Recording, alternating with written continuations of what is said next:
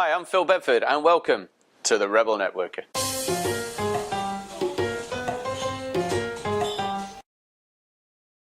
Now, I'm always being asked this. It's one of the top things that people come up to me and say, you know, Phil, I'm really confused about networking. You know, I'm forced to go, but, you know, it just doesn't work for me. And I'll say to them, you know, well, what doesn't work? Well, one thing's just having networking knowledge, but a lot of people are just uncomfortable with the people they meet, and they don't really know why. Well, do you know what? If we actually look at life itself, there's different kinds of people.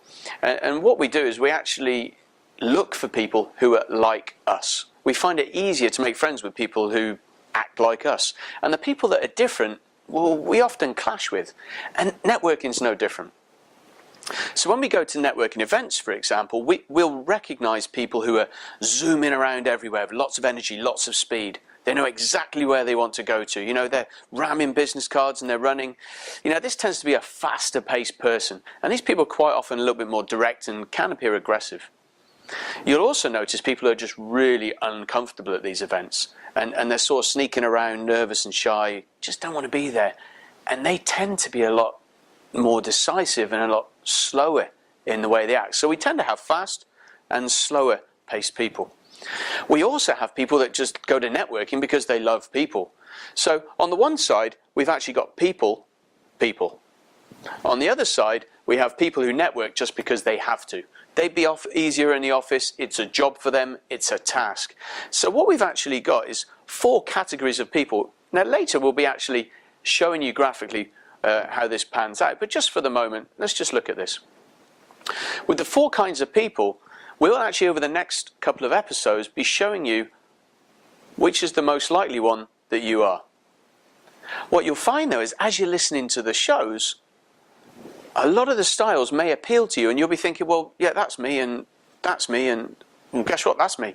And yes, because everybody is a part of all 4. But what we will recognize is that we tend to have a dominant style, a preference, and almost definitely a second one that appeals to us as well.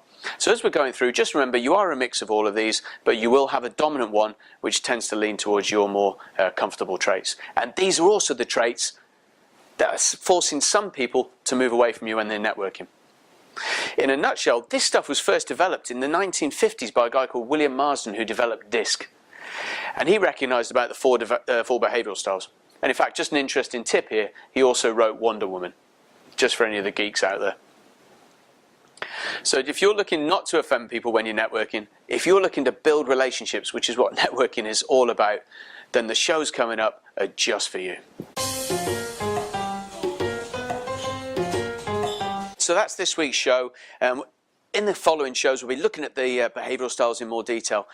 If you want to get a head start on this, if you're a bit of a go-getter, feel free to drop me an email directly at phil@thereferralinstitute-me.com and we can help you get a head start on what your behavioral style might be. Rebel Networker.